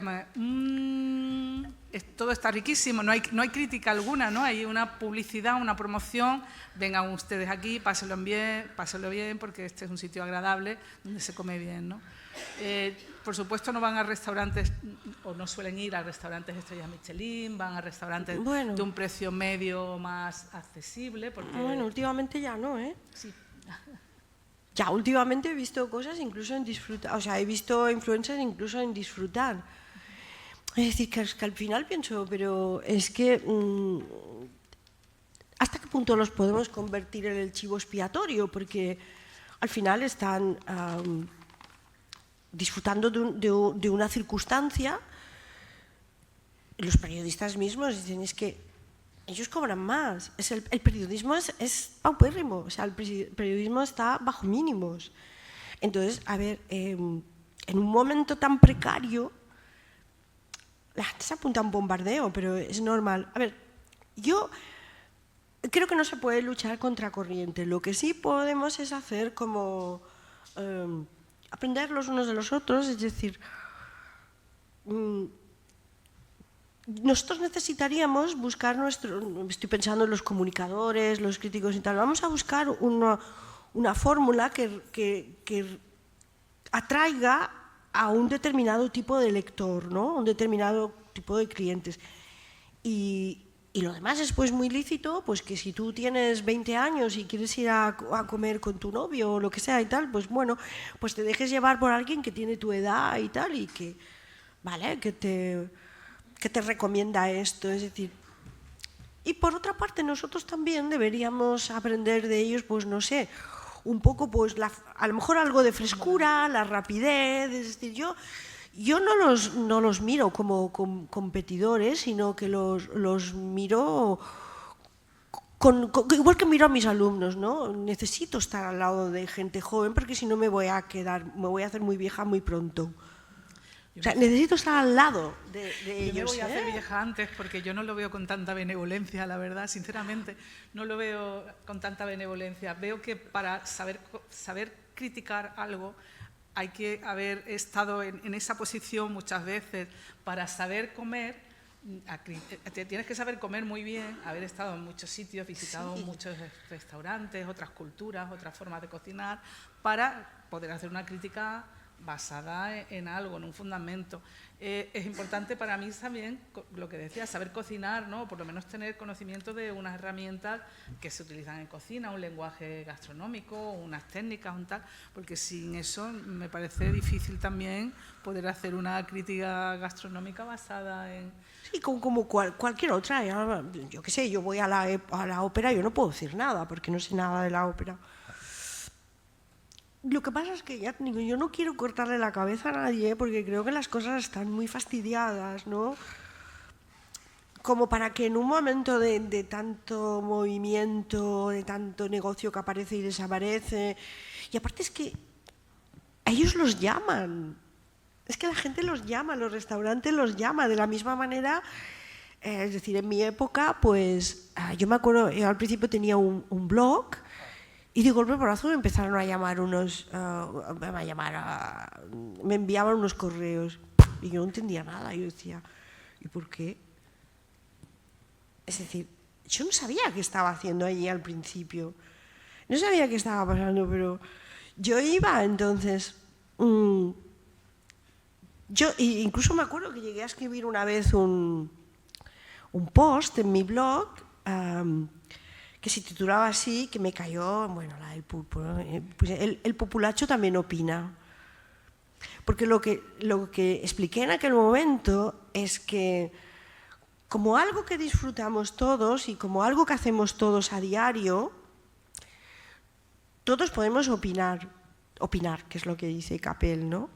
Y después, por otra parte, en mi grupo de gente que tenía blogs, que entonces estoy hablando del 2009, ¿no?, que abríamos blogs, que luego ya no existe. Había gente muy preparada. Había cocineros, había antropólogos, o sea, había gente muy preparada que había entrado en el mundo de la gastronomía porque le encantaba, porque de alguna manera se vinculaba con su día a día, ¿no? Y de hecho hay gente en ese grupo que luego pues, está escribiendo, pues, por ejemplo, para el periódico de Cataluña, ya te digo, son cocineros. Hay uno que tiene una editorial, es decir, que claro que podían opinar, e incluso lo hacían con más conocimiento que algunas de las personas que se sentaban a mi lado. Lo que pasa es que muchos periodistas nos veían pues como intrusos, como competidores, y lo entiendo, pero es que la culpa no la tenía yo. Es que a mí me había llegado un correo, igual que a mí, a un montón de gente. Si en realidad yo, cuando empecé a escribir mi blog, y muchas de las personas con las que estoy al lado, teníamos un trabajazo inmenso que lo hacíamos por amor al arte. Había que cocinabas, escribías, le dedicabas horas a hacer tu texto, a editarlo, ponías fotos. Hay un montón de platos tradicionales que están en blogs. Luego la cosa ha ido subiendo mucho, ¿no? Pero pongo el ejemplo porque ahora no hay blogs, ahora hay influencers, ¿no? Pero tú de golpe por rato te encuentras en una circunstancia en que te arrastra, ¿no? Entonces, yo lo que entendí es que lo que yo creía un mensaje en una botella, allí en internet, no, esa botella contaba. Y si luego llegaban a las redes y yo lo ponía, eso hacía mucho ruido y eso importaba. Y al final, ¿eso qué es? Pues un goteo de monedas, cling, cling, cling, cling, que beneficiaba a alguien que estaba por encima mío. Y es así. Entonces, hay alguien que está beneficiándose muy mucho de todo eso. Entonces, al final, nosotros, los blogueros y luego son palmeros. Son palmeros. Rafael García Santos decía, la crítica gastronómica ha muerto. Sentenciaba, provocador, que quizás el público, veo gente aquí en gastronomía que querría hacer alguna pregunta, ¿no? Lo primero, muchas gracias por evocar tantos buenos recuerdos en este recorrido de lo que yo creo que es un hecho antropológico por excelencia. Totalmente. Y sobre el cual todas esas dimensiones y alguna que otra complementaria pueden apelarse. Gracias por abrir el apetito y dejar un buen sabor de boca con esta sesión, ¿no? Y sí quería apuntar que al respecto de la cadena de valor de los influencers, de que en realidad, en mi opinión y pensando en mañana, la figura del influencer ha muerto. No sé si ellos se han enterado todavía, pero que están muertos porque casi no han nacido, ¿no? Entonces el algoritmo mató la estrella del influencer y hoy la inteligencia artificial aplicada a la gastronomía, que sería una asignatura para atraer clientes al sector, por ejemplo, va a ser un elemento, porque claro, hablabas de conocimiento, de explicar, de crear cultura, de comer, de gastronomía, lo que es, y ahí quería citar a dos maestros míos, paisanos tuyos, Andreu Parra y Miguel Sen. Miguel Sen, yo trabajé para Miguel Sen. Gran labor desde Cataluña, por una Sí. parte, que eso hay que reconocerlo, y por otra parte, de desmitificar ese libro de cocina de la marquesa de no sé quién, o sea, la cocina como elemento distintivo de clase alta. Las clases no altas no se aceptan a la mesa, ¿no?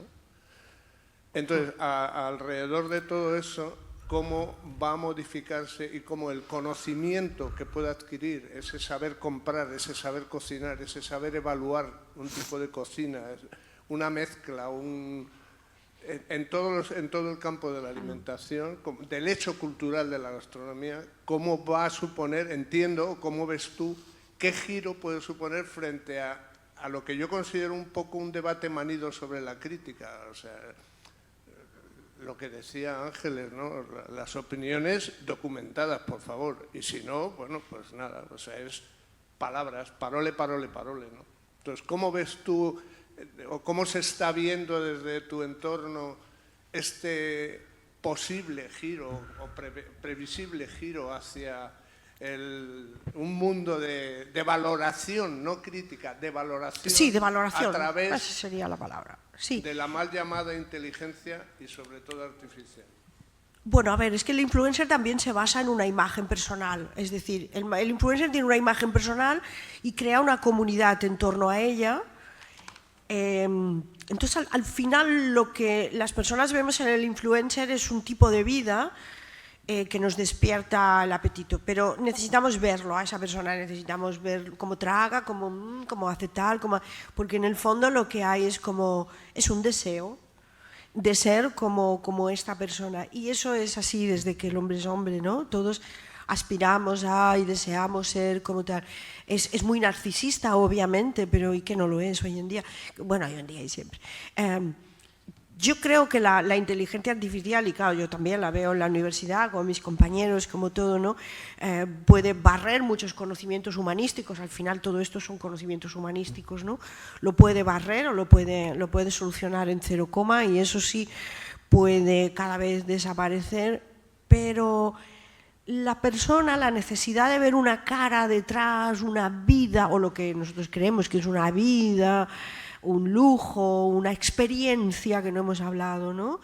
Esa experiencia vivida, eso creo que seguirá atrayendo. Y de hecho, antes que estaba diciendo Ángeles, que tenemos que confluir, ¿no? Por ejemplo, José Carlos Capel, que por cierto yo trabajo para ellos, para su portal Gastroactitud, y una de las cosas que me pidió Julia es que me desmarcara de todo esto, de las crónicas y tal, y hiciera más artículos de tipo más histórico, que recopilara recetas tradicionales, que, es decir, que pusiera un poco de contexto, porque dice, tienen pocos lectores, pero lo necesito. Bueno, dicho esto, José Carlos Capel y Julia Pérez lo que hacen es una imbricación de todo, de canales, de fórmulas comunicativas, de todo. Lo mismo tienen una crónica perfectamente, ellos tienen un máster de crítica gastronómica. Iba a decirlo con Exacto, ellos tienen un máster, por lo tanto ellos lo mismo pueden hacer una crónica perfectamente documentada con todo el rigor y con todo el saber que ambos tienen, como de golpe y porrazo hacen algo como mucho más monetizable, que es hacer una lista de los mejores roscos de no sé qué, que al lado a lo mejor estoy yo y hablo del bacalao de Cuaresma y los pescados cetiales. Es decir, yo lo que le venía a decir a a Ángeles y a usted también, es que tenemos que estar en el día a día y yo tengo que saber si este post está hecho por la inteligencia artificial, qué es lo que busca la juventud en esa imagen alegre y fabulosa de una niña de 20 años comiendo en disfrutar, que digo, ¿realmente lo está comprendiendo? No lo puedo entender, creo que no es edad, ¿no? Es como si fuera a ver algo de Wagner, digo, no es el momento, no es el momento, pues esto igual, ¿no? Pero tengo que estar ahí, tengo que saberlo y si tengo suficiente radar para todo ello, igual puedo aprender un poco para mantenerme. Si no, es que el mundo se me va a tragar, va muy deprisa. Y tenemos que seguir adelante. Pero bueno, y también creo en una cosa, ¿no? Que es que cuanto más crezca la inteligencia artificial, más valor tendrá el criterio. Esto es un poco pomposo, pero creo que sí. Que cuando llegue un momento en que todo sea la redacción de un chat GPT o no sé qué, entonces rápidamente detectaremos cuando haya un texto que sea de autor, ¿no? Que sea de autor, que den el clavo y que tenga criterio. Entonces lo valoraremos como quien encuentra la piedra Rosetta, o sea. Bueno, sí. Sí. No, agradecer la sabia exposición. Y por lo menos a mí abrirme o darme una visión distinta de la gastronomía, ¿no? Que me ha parecido súper interesante. Quería hacer 3 preguntas. Una, la primera imagen que usted ha puesto era de una película. Sí. Que creo que no ha dicho cuál es, porque... Fuego lento. Igual el título. Vale. Lo siento, pero mire que... Y después, 2 preguntas rapiditas más. Sí. ¿Qué opina usted de los reality show gastronómicos, Masterchef, el máster de los pasteles que hay ahora y los canales de calificación? El que todos vamos cuando nos dicen un bar, que es el TripAdvisor. Bueno, respecto a los shows, yo me acuerdo del primer Masterchef porque me apunté a él. Es que, claro, a ver, es lo que le digo, cuando hay necesidad, uno se apunta a un bombardeo. Pero bueno, no salió y ya está. Pero una vez que se puso en marcha esto, lo que era el motivo pretendidamente gastronómico, de que viéramos a la gente cocinar, desapareció para convertirse simplemente en un show en el que la excusa es que se esté haciendo algo, da igual que hagas una tortilla, te estés rascando o cosas un pantalón, es decir, que se esté haciendo algo. Pero claro, la cocina es un ámbito que la gente cree, y creo que equivocadamente, muy complejo. O sea, creen o sea, a mí me suele decir la gente, a ver si me explico bien, que yo tengo una habilidad y un don. Me han llegado a decir hasta que tengo un don. Digo, un momento, yo no tengo ningún don. O sea, yo simplemente tengo una práctica, bien, pero como esta práctica ha desaparecido, cualquiera que más o menos se maneje con una sartén y una olla a presión es la persona más habilidosa del mundo. Y estos programas sacan partido de eso. Si además le metes presión, que es la que tiene la cocina ya normalmente, pero bueno, aquí se amplifica, si además le metes presión, le metes unos personajes con un carácter muy marcado y muy dado a la disputa y al show y tal, ahí tienes una bomba televisiva. Y entonces su éxito es irrefutable, es decir, habrá tantos como se puedan tragar el televidente, pero el punto de partida es que nadie sabe hacer eso. Es decir, si usted se fija, tenemos un programa de cocina y otros creo que de costura, ¿no? Nadie tiene un programa de pintura. Bueno, sí, ahora están decorando también, creo, ¿no? Sí. Es decir, habilidades manuales, cosas que para nosotros eran de lo más normal, porque sabía que pintar la casa se pintaba y punto, y no nos creíamos creativos. Es decir, cosas que ya la vida de hoy no conlleva porque nadie hace nada manual. Entonces, esta forma de poder ser útil y serte válido, ¿no? No sé, con eso, con la cocina o con la costura o lo que sea, atrae muchísimo. Claro, obviamente todo eso pasa en un marco muy televisivo, ya le he dicho, con personajes, con todo. Yo me apunté al primero y no salió, pero a mí me llamaron y me preguntaron, ¿usted qué hace? Tal. Y me dijo, tiene todos los números. les daba juego. Entonces yo supe desde el primer momento en que yo no iba a ir a ganarme nada. O sea, sí que me lo iba a ir a ganar, pero que quien había previsto el programa lo que quería era que yo aportara no es mi sapiencia culinaria, sino mi show, o si yo sabía más que el otro, pues entonces a lo mejor entonces yo podría replicarle, yo sería el ama de casa, se sentona, que se enfada con el otro, ¿no? Yo tenía que dar juego.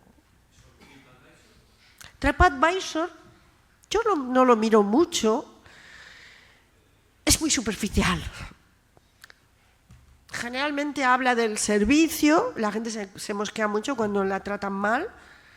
Generalmente si se fija, la gente habla de han sido lentos y nos han tratado mal. Esto es siempre. Volvemos a lo siempre. mismo, opiniones tienen que estar documentadas, porque de TripAdvisor no se puede recomendar este restaurante. Es imposible que esté diciendo que este restaurante es un restaurante maravilloso, súper guay, fantástico, porque sirven comida, no sé. Bueno, a veces me dicen, parece muy tenían fiable unas TripAdvisor. patatas bravas muy buenas, pero acto seguido lo que suelen decir es nos trataron muy bien, celebramos el cumpleaños de nuestra suegra fabulosamente bien, o al revés. Hay un camarero muy antipático, no sé, y ya está. Es como un desfogue, es un desfogue. Sí. El derecho al pataleo, ¿no? El derecho al pataleo. Sí. Bien. Por aquí Perdón, delante sí. querían preguntar No, también. perdón, tengo aquí, gracias. Joaquín, perdón, perdona. Sí. me ha parecido muy interesante su conferencia, la verdad. Y usted creo que está en Barcelona. Sí. ¿Conoce el restaurante Succulent Restaurant en el Raval? Una vez fui, ¿Qué le pareció? que era muy caro para lo que me pusieron. ¿Sí? Así se lo digo. Bueno, yo le comento. Pues es que hoy va usted a comprueba usted la evolución de un chico que estudió formación profesional de hostelería, que ganó campeonatos nacionales y europeos de cocina, y para que vea usted qué evolución de un chico hecho a sí mismo estudiando formación profesional. Yo me alegro. Vale, pues, pero si fue caro y fue bueno, eso es lo importante. ¿eh? Sí, perdón, sí que. Porque claro, la clave está que cuando es caro y no es bueno. ¿eh? A ver, es que no, estaba muy bueno, pero es que resulta que yo cocino mucho en mi casa, pero mucho es cada día.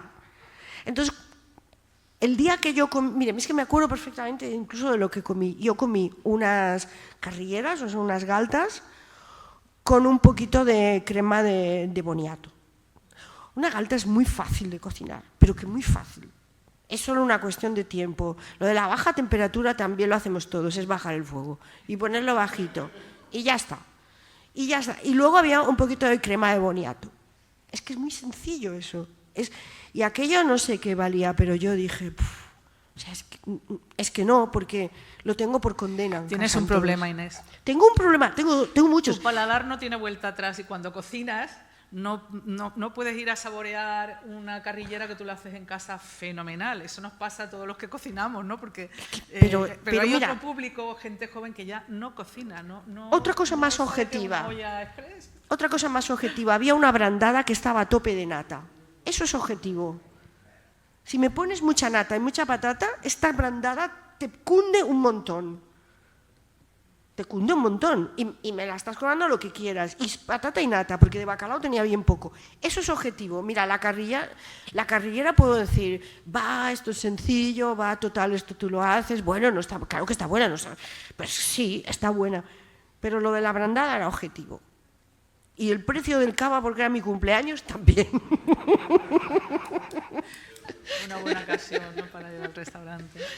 Por aquí. Bueno, es excelente la exposición por el recorrido que ha hecho desde la historia con todos los momentos de la evolución gastronómica. En el paraguas, Sí. yo creo que falta una varilla, que es Sí, la del seguro. turismo. Porque la gente viaja para ver un evento deportivo, para ver historia, para ver arte, para ver naturaleza, y hay gente que viajamos, yo hago todo eso y además viajo por el tema gastronómico también. Sí. Bueno, simplemente un apunte. No, seguro, y además me va bien saberlo, porque a lo mejor la próxima vez os pongo economía de turismo, no lo sé. Pero claro que me he podido dejar cosas, que esto es una cosa que explico muchas veces en las clases y me va muy bien porque es visual. Pero que me lo saqué de la manga, obviamente. Bueno, me saqué de la manga, a ver, tiene su fundamento y creo que es así, pero que normalmente incluso hasta me pongo debajo para que se entienda bien cómo podría llegar a mirar las cosas con un poquito más de amplitud, ¿no? Nada más. Entonces, cualquier cosa que se explique, me parece que está bien recordar a la gente el alcance, porque si no, también pasa que nos quedamos en la superficie, que está muy bien, porque nos divertimos y tal, vemos un programa de televisión, un show, o vemos vídeos por Instagram, pero lo que yo quiero demostrar es que incluso haciendo eso tan aparentemente inofensivo, estamos moviendo una rueda. Y no sabemos para dónde nos lleva, quizás a unos derroteros muy feos, ¿no? Como son la pérdida de conocimientos, me refiero culinarios, la pérdida de un patrimonio gastronómico, la gentrificación, el considerar el alimento como un mero elemento de consumo y no como algo que está dentro de una cadena de valor y que es muy costoso. Es decir, lo que parece superficial y que nos envuelve constantemente, tiene consecuencias, muchas consecuencias, buenas, malas, dejémoslo en consecuencias, pero las tiene. Yo veo, por ejemplo, mis hijos más jóvenes hacen otro tipo de cocina, que es muy gracioso, porque ellos comen muchos más productos asiáticos y tal, que es lógico, pero yo lo veo que hacen eso casi como no es un enfrentamiento a mí, pero sí que es una ruptura generacional. Es decir, ellos al final hacen una mezcla de técnicas nuestras, tradicionales, pues el sofrito, que tal, esto, lo otro, pero no van a coger unos macarrones bulgaris, ellos quieren noodles. Dan un paso más allá. Entonces yo quiero ver esa evolución, quiero ver si siguen cocinando, qué van a comprar, cómo lo hacen, y muchas veces, la mayoría de las veces, teniendo yo un blog así de grande y tal, buscan en Instagram y Otra buscan pregunta un que tutorial. querría plantear, no sé si en las universidades que hacen grado de gastronomía, Sí. además de preparar a cocineros y a chefs, jefes de sala, gestores, etcétera, si tienen la formación dentro de la crítica, que no lo sé. Sé que ha nombrado un Sí, máster, creo, sí, ¿no? pero es un Capel, máster privado, pero sí. no sé si en las universidades lo incluyen. Y luego otra cosa, yo creo que el crítico gastronómico debería tener una formación amplísima que abarcara, por supuesto, historia, sociología, etnología, por supuesto, y otra cosa. Exacto. Creo que un buen crítico gastronómico no debería de criticar sin subirse a un barco para ver cómo se pesca y lo que cuesta la pesca, sin ir a un viñedo a ver cómo se produce el vino, o a una montaña en Colombia para ver cómo se recoge el café. Exacto. Creo que debería de ser fundamental. Sí, Y exacto. los influencers para mí son comunicadores de menús, nada más. Es que no tienen más trascendencia. Bueno, es lo que... No sé si lo he explicado bien. Bueno, ellos van ven a la mesa puesta, y nunca mejor dicho, van al final, a la parte única y exclusivamente del disfrute y demás. Y es cierto que lo interesante de todo esto es pisar tierra. Hay gente que sí lo hace, yo he procurado también hacerlo, porque además me gusta ponerte botas y que te llegue hasta aquí, no quiero decir palabrotas, pero hasta aquí. Porque entonces comprendes el valor de los alimentos y tal. La gran mayoría no. Es más, si hay una convocatoria de estas que dicen, como el otro día, vamos a hacer una paella entre todos, pues yo ya sé que hay 3 o 4 que se van a dar, porque los van a pillar ahí un poco... Normalmente la gente no se quiere ensuciar en nada, en general. Somos muy cómodos ya, ¿no? Ir al mercado no se va. Solo hay unos cuantos, unos poquitos, ¿no? Que sí, que caray, que van allí y que están implicados 100%. Y entonces a estos los respeto, yo los respeto muchísimo. Y son los que me enseñan. Y alguien ha dicho Mikkelsen, yo es que trabajé para mí, fue Mikkelsen el que él se marchó a Galicia y escribió...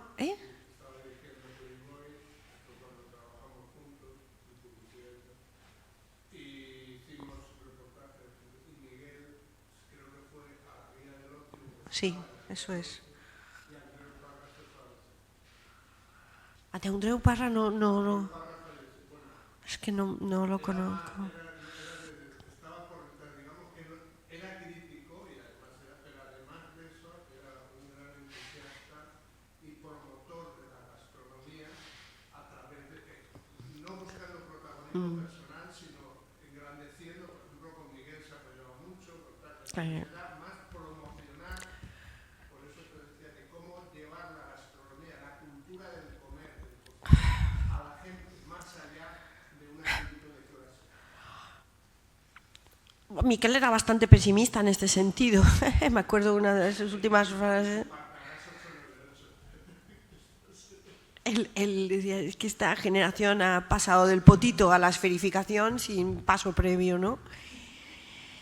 Sí, era socarrón y escribe muy bien y tenía una gran cultura gastronómica. Su mujer era de Burdeos y por lo tanto también, pues bueno, a mí me fue mi mentor. Claro, él me dio unas pautas, ¿no?, para escribir. Una es, tampoco no entres a degüello, ¿no?, en un restaurante. Pues no te ha gustado, pues no vayas. Y más de uno, o sea, no vayas, no escribas, ¿no?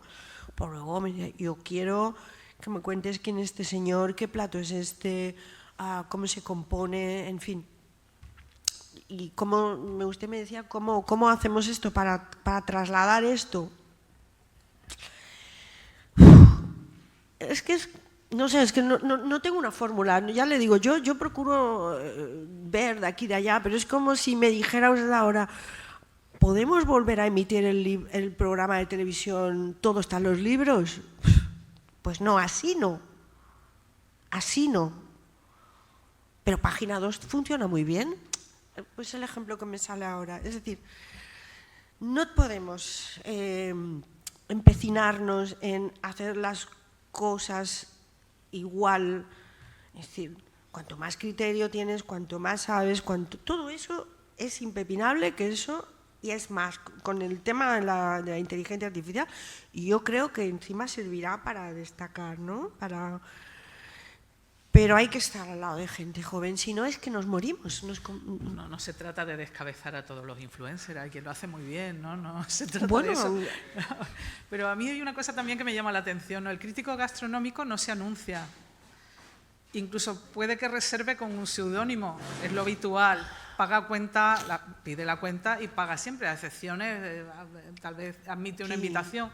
El influencer por contra se anuncia a bombo y platillo, todo el mundo sabe quién es y cuanto más gente sepa quién es, mejor, y acepta invitaciones, por supuesto. Yo diría que va invitado a los sitios. Sí, totalmente, porque se retroalimenta. A mí no me va a llamar nadie para que yo vaya a un restaurante porque yo soy una birria en las redes, ¿no?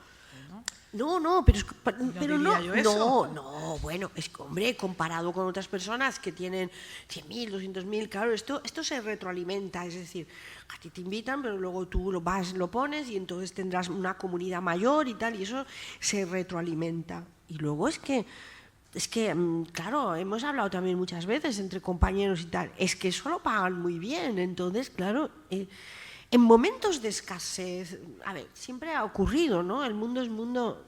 En momentos de escasez, ¿quién no quiere hacer dinero fácil, rápido? Es que pongo en cuestión que eso se pague muy bien a todo el mundo. Yo creo que un pequeño porcentaje que lo hace muy bien son los influencers que cobran muy bien por su trabajo, pero por lo general yo veo en redes de todo, no creo que pague mucha gente por esas reseñas que yo lo que sé que se perciben de menor calidad. Pagan mejor que en el periodismo, por lo que sé. Después, a ver, cobrar en especias también siempre ha sido una fórmula, ¿no? Entonces, claro, es que hay gente que bueno, que te presenta que estoy en un hotel en Belice, tú dices, hombre, claro, es que a mí eso me costaría y a lo mejor pues ya les viene bien así, ¿no? Pero bueno, eso también pasaba en el periodismo, ¿eh? Eso era parte de su encanto. Había muchas cosas que venían con el cargo, ¿no? Entonces, ahí también hay un pique en el cómo nos repartimos esta tarta. Da el tema de sí, ¿eh? Josep Bernabeu, el director de la Cátedra Carmencita, quería hacer una pregunta también. Bueno, yo, además de felicitarte por este extraordinario diagnóstico que has hecho de la crítica gastronómica, porque creo que ha sido muy interesante ver dónde surge la crítica gastronómica, para qué surge la crítica gastronómica históricamente, que evidentemente es para configurar una cultura gastronómica, ¿no? Y cómo eso ha ido decayendo en la medida en que ahora que tenemos más acceso a la información estamos más desinformados que nunca, ¿no? Entonces, de alguna manera es un drama, porque ahora necesitaríamos de cultura gastronómica, pero en mayúscula, una cultura gastronómica basada en el conocimiento, en el criterio, que es capaz de empoderar al ciudadano, al consumidor, y todo eso no existe. Se ha ido al garete, ¿no? Claro, el compañero, la persona que ha hablado antes, preguntaba si en las universidades enseñamos a divulgar, a transferir conocimiento. Ah, sí, es verdad, no le he acabado de contestar. No lo hacemos, ¿no? Entonces, claro, aquí hay un gran paralelismo, yo te estaba escuchando, con lo que pasa con la cultura de la salud. Es decir, estamos hablando de dos conceptos fundamentales, alimentación, salud, sí, que se han mercantilizado absolutamente. Exacto. Y esa es la clave, y tú lo has apuntado muy bien. Y entonces se han mercantilizado, y como tú has dicho, tu intervención final, una de las últimas intervenciones, cuando decías, cuidado, porque estamos contribuyendo a mover la rueda y tenemos que preguntarnos hacia dónde movemos la rueda. Exacto. Porque claro, ¿qué estamos haciendo? Estamos moviendo la rueda hacia una gastronomía que lo único que hace es agravar todos los problemas de no sostenibilidad que tenemos.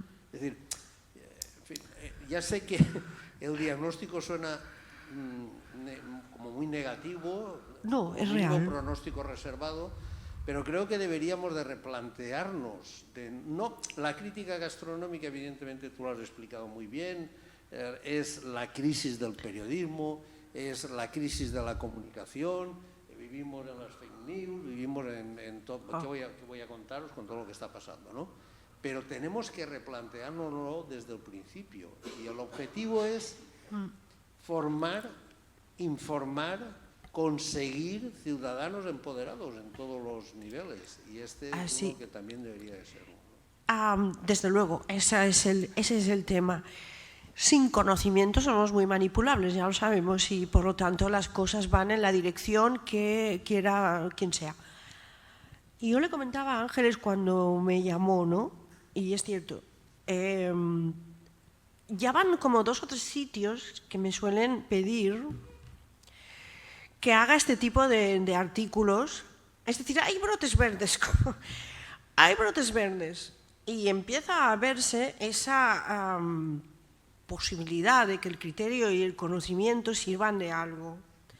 Pero en realidad están haciendo una apuesta fuerte porque se tiran a la piscina porque tienen muy pocos lectores.